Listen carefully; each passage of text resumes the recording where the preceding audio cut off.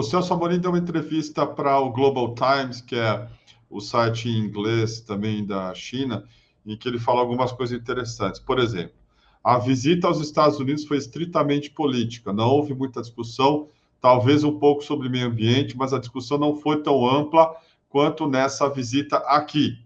A China é, de longe, o nosso parceiro comercial mais importante. O Brasil está se tornando um dos lugares onde a China mais investe. Mas não só isso, acho que os dois países também podem ter um papel importante na construção de um mundo mais multipolar, no qual o poder é menos centralizado e não há hegemonia. Diz também sobre o dólar. Acho natural que possamos fazer nosso próprio comércio em nossas próprias moedas. Isso requer algumas adaptações em relação às regras do FMI. É natural porque o dólar passou a ser dominante depois da Segunda Guerra Mundial. Antes era a libra inglesa. E falou também da Huawei, que Lula visitou. Será uma possibilidade, mas será estudada de maneira técnica e econômica. Foi isso que decidimos. Não há consideração ideológica ou mesmo geopolítica. Na verdade, se pudermos diversificar nossas fontes de tecnologia, seria o melhor para nós. Portanto, estamos muito abertos. Já temos cooperação. A Huawei já está presente no Brasil e já é muito importante. Então, fica o registro aqui do Celso Amorim dizendo que a viagem à China foi mais ampla que a viagem aos Estados Unidos, coisa que o professor já tinha lembrado, e esse reforço nessa ideia desse mundo mais multipolar. O Celso Amorim é o conselheiro do Lula nesses assuntos, e você vê que o Lula está muito aparelhado nisso, né, professor? Quando ele toca nesses assuntos, é um cara que lê, se informa e está vendo para onde o mundo está apontando. Você falou do complexo de vira-lata, é importante não ter nem com relação aos Estados Unidos e nem com relação à China também, nem com ninguém, né? Nem com relação à Merkel. Essa história é muito boa também. É o Brasil, uma posição ativa e altiva, sempre, né? E procurando aí o caminho que o Lula está apontando, e a mídia brasileira está dando um chilique completo, que é muito também revelador. Você vê até gente que na Globo News estava fazendo comentários favoráveis ao Lula, assim, que está todo mundo tendo assim, tirando a calça pela cabeça, sabe? O que estão fazendo com os nossos senhores americanos? É muito curioso isso, cara. É muito curioso. Diga lá, Mar, o que você tem para nós? Olha, surgiu aqui no chat uma preocupação de qual pode ser, até que ponto pode chegar a reação dos Estados Unidos ficando bravo com o Brasil. O pessoal tem medo aí até de um ataque armado. Mas eu vou ler aqui os superchats e deixar essa reflexão aí para o professor, se ele puder falar um pouquinho. A Maria Anísia Gomes fala, Lula tem que ir para cima, não temos tempo a perder. Fora Yankees, só fazem guerra, exploração dos povos, fora a mídia comercial e quem estiver contra. Lustig01, o Brasil precisa ocupar seu lugar de destaque mundial. Parabéns, DCM, pelo excelente programa. Professor, espero que tenha visto, coloquei vários elogios aí na tela. Muito obrigada a todo mundo que está contribuindo e elogiando a live. Ainda faltam R$63, vamos bater essa meta rapidinho. Maria Anísia Gomes, esses estadunidenses só fizeram mal para nós. Fora! Deixa eu ver aqui mais. Gisele, obrigada pela assinatura de presente. André Souza mandou um superchat super gordinho aqui, muito obrigada, e fala, o que o senhor está fazendo na concorrência? Parabéns, DCM, Kiko e Marília, pelo excelente convidado, o Zelota do Sul Global. Valéria Facchini, excelente. Poderia dar uma explicação de como seria a base de cálculo da conversão? E deixa eu ver aqui mais o que chegou. Muita gente agradecendo. Eu vou focar só nas perguntas, tá? Flamarion Feijão pergunta: o G7 perdeu relevância? Elogios. Aqui, Mark Davis. Se Trump eleito, Bozo e Milicos teriam dado golpe? Deixa eu ver aqui mais. Gente, elogios eu vou ler no final. E a Maria José Alves, espero poder contar com mais aulas desse nível. Obrigada. Tem aqui do Adriano Fenerick. O professor Paulo Arantes disse ontem que Lula deu um tiro no pé, pois o que impediria agora o Zewa de promoverem outro golpe aqui no Brasil? Faz sentido essa preocupação? Obrigado. Então, o medo da reação dos Estados Unidos vai desde um ataque armado ao Brasil ou até essa conspiração para um novo golpe financiado pelo Império. Por favor, professor. Nossa, que maravilha, Mar, maravilha. Obrigado aí pelo chat. Deixa eu destacar aqui o amigo André Souza, que é um grande amigo aí. Obrigado, viu, André? E também um amigo James Onen, o James Onen, que sempre está professor de relações internacionais. São dois, digamos, agentes que eu sempre troco conversas, enfim, debates. Eu vou focar em duas perguntas, então. Eu trocaria as perguntas para a gente ficar só ouvindo os elogios, viu, Marcos? A gente podia ficar só com essa parte, né, Kiko? E deixar as perguntas... Mas são perguntas muito instigantes. Eu vou focar em duas aqui. Primeiro, o G7 perdeu a relevância? Eu me lembro de um Roda Viva, na época que o Roda Viva era vivo ainda, né? Não era o Roda Morto, e que era encabeçado pelo grande, o respeitável Heródoto Barbeiro.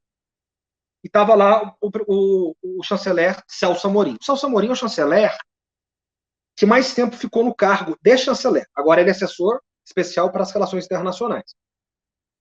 Na história do Brasil. Porque ele foi chanceler do Itamar Franco e foi chanceler do Lula, do presidente Lula, os 8 anos seguidos. Ele passa, Mari e Kiko, ele passa o Barão de Rio Branco, que é o pai do Itamaraty, da casa do Itamaraty, por alguns meses. Né?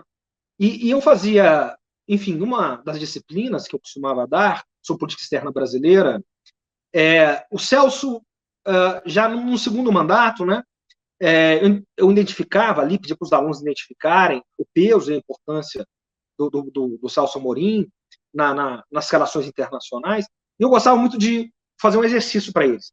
Eu pedia para eles assistirem o Roda Viva de 2003, posse do Lula, primeiro ano, que é um Roda Viva, você vê como o mundo mudou. E tem um de 2008, 2009, que é a Heródoto. Esse é um exercício interessante. O pessoal aí, que depois, no domingo à tarde, estiver mais tranquilo, prepara um cafezinho de boa procedência, coloca o Celso em 2003 e o Celso em 2009. Se eu não me engano, 2009. E os alunos ficavam extasiados. Eles falavam, professor, o Brasil mudou. Eu falei, pois é, mudou. E agora o Brasil voltou. Pois é, voltou. E o Celso Amorim tem uma parte, eu vou responder, eu estou contando isso aqui porque eu estou respondendo a pergunta, tá? O professor, o Kiko sabe disso, o professor tem que ilustrar, né? Eu fui, enfim, aluno do professor Beluso, sempre converso com ele sempre faz umas ilustrações assim. E ele diz o seguinte, né, o Celso Amorim. O Heródoto pergunta para ele, ministro, Heródoto Barbeiro perguntando para Celso Amorim no Roda Viva, no segundo Roda Viva que ele participou. Ministro, o G7, na época ele pergunta G8, o G8 morreu, que a Rússia só vai sair do G8 em 14, com a guerra na Crimeia. Então eram os 7 países mais ricos, mais a Rússia. O G8 morreu? Você disse essa frase. Ela é uma frase de expressão? Aí o Celso Amorim para, respira, dá uma risada e diz o seguinte, com aquela grandiosidade de espírito dele, ele diz o seguinte, bom, acho que né? Você está repetindo. E o G8 morreu, e ele morreu naquele momento. Né? O G7, ele morreu com a crise de 2008 e 2009. Eles perderam a credibilidade. Por quê? Tudo que o G7 pregava, as então 7 economias mais ricas do mundo, que não são mais isso, eles têm sua relevância, eles se reúnem lá, tomam seus coquetéis, mas enquanto liderança econômica e financeira do mundo internacional, acabou.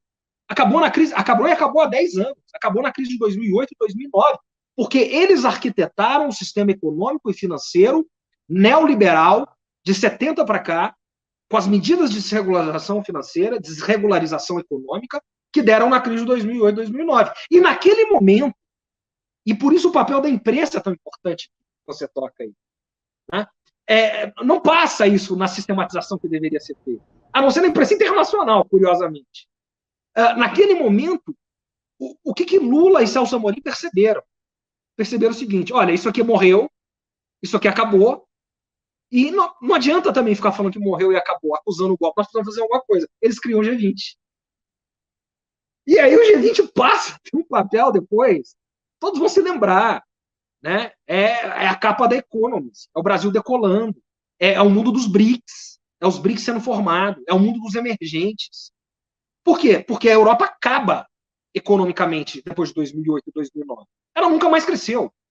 A Europa não conhece crescimento. Bom, liga a televisão agora e veja o que está acontecendo em Paris. Não conhece mais. E os Estados Unidos, de solavanco em solavanco. Quem cresce? Quem cresce é o Sudeste Asiático. Quem cresce é a China. E o Brasil experimentou um pouquinho disso, há 10 anos atrás. E agora precisa ter um plano sistemático para acontecer isso. Então, o G7 perdeu a sua relevância? Perdeu, morreu. O mundo se tornou o mundo do G20, o mundo dos emergentes, e o mundo dos BRICS, o mundo do ASEAN, o mundo da Organização para a Cooperação de Xangai, que não é econômico, mas é estratégico. E por aí vai. É um novo tempo do mundo. Bom, a reação americana. Dá tempo de falar da reação americana? Pode falar? Eu acho que essa pergunta é fundamental. Pode falar o que você quiser, tá ótimo. Eu queria falar outra coisa para você também. Vai lá. Tá bom, então eu só vou responder essa da reação americana aqui. Bom, Samuel Pinheiro Guimarães, um dos maiores diplomatas que esse país já produziu, ele diz o seguinte, né? Que tem o 500 anos de periferia dele, que é um livro extraordinário, uma bibliografia também obrigatória nos meus cursos, 500 anos de periferia, né? Eu acho uma bibliografia extraordinária. E ele diz o seguinte, vamos pensar os Estados Unidos, como funciona? Aquilo lá jamais pode ser subestimado. Eu estou de acordo total com o professor Paulo Eduardo Arantes, que estava no lançamento aqui do meu modesto livro lá na USP, ele fez parte do lançamento, que é uma das mentes também mais lúcidas que a gente tem, que é o seguinte, eu vou concordar com ele e vou contar uma coisa a mais. Mas vamos pressionar como o Império funciona. Como o Império funciona. Aquilo lá é muito bem estruturado. Às vezes, pelas incertezas que eles causam no mundo, pode parecer que não, mas aquilo é muito bem feito.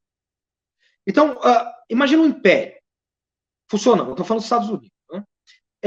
Tem uma salinha ali, tem uma sala para cada lugar do mundo, para cada espaço estratégico do mundo, pensando de especialistas, de pessoas hard, boas, pensando regiões da África, só da África subsaariana, só do Oriente Médio, só da Europa Ocidental, só da Escandinávia, e por aí vai. E tem uma salinha só para a América Latina.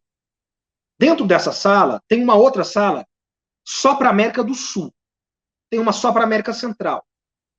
Porque eles têm muito investimento em política externa.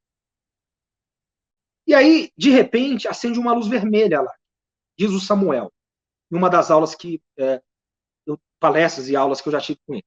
Ele diz o seguinte, Samuel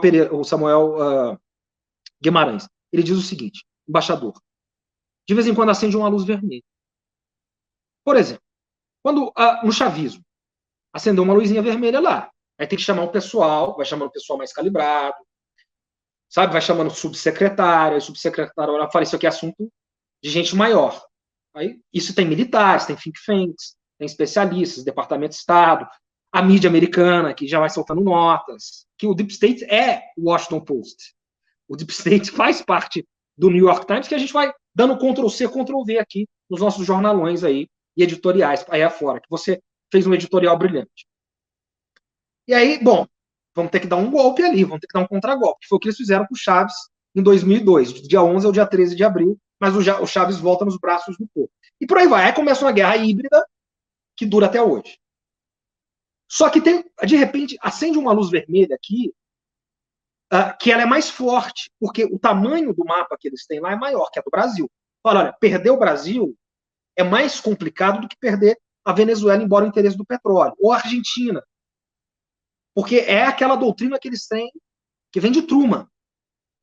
A América do Sul vai atrás do Brasil. Para onde, a frase do Truman, ipsis literis, para onde o Brasil vai, aspas, a América do Sul vai atrás. A América Central já tem um outro espaço estratégico, que é quintal do quintal. Como diz o Biden, né, numa daquelas declarações desastradas dele, ele diz, não, a América Latina não é o nosso... Eu cresci quando estudante, eu vi que era nosso quintal. Não é nosso quintal, é nosso gramado. Diz brilhantemente o Joe Biden. Está aí essa declaração. Não pode ser apagada. Mas a América ali que está no mapa, América Central, para eles, é como Taiwan para a China.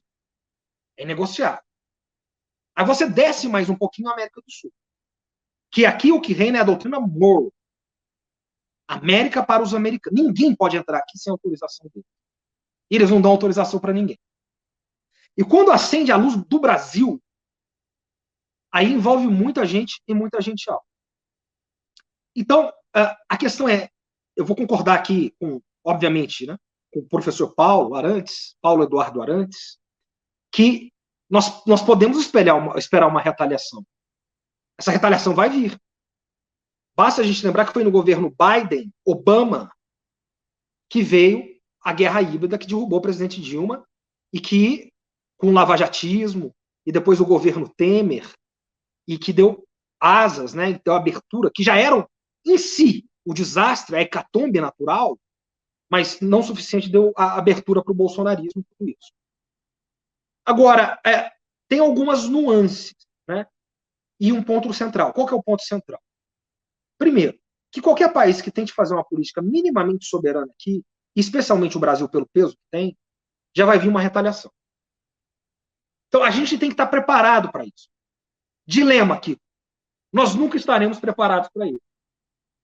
Porque a assimetria é muito forte.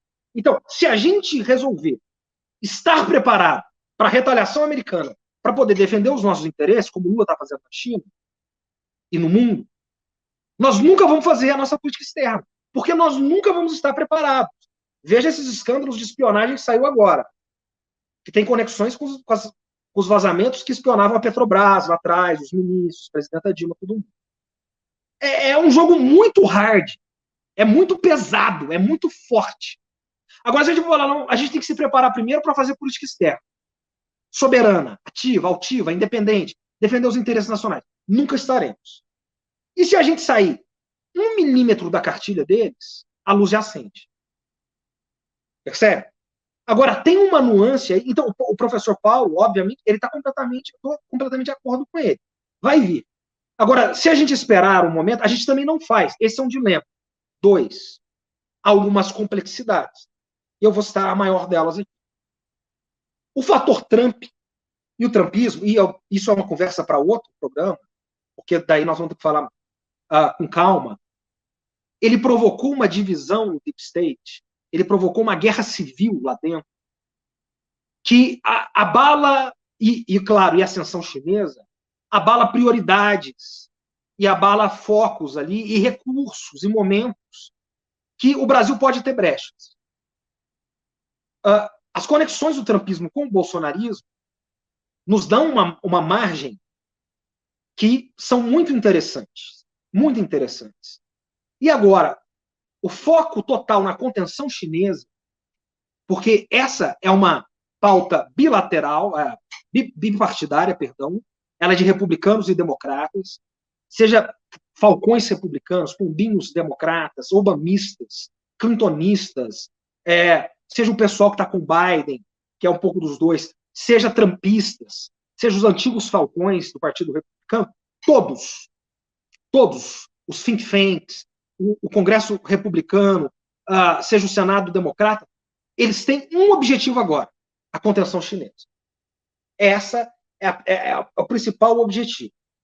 Então, tem muitas imbricações, junto com isso, a guerra na Ucrânia, que também traz a questão russa, que, ao contrário do que as pessoas costumam dizer, do meu ponto de vista, das minhas análises, das minhas pesquisas, elas não fecham espaço para o Brasil. O Brasil tem pouco espaço. Essa é uma frase que eu ouço direto. Eu acho que isso permite ao Brasil um pouco mais de margem de manobra, que a gente, ao contrário, não tinha em 2003, quando o mundo ainda era um mundo da Pax Americana. Agora não. Agora a gente tem brechas.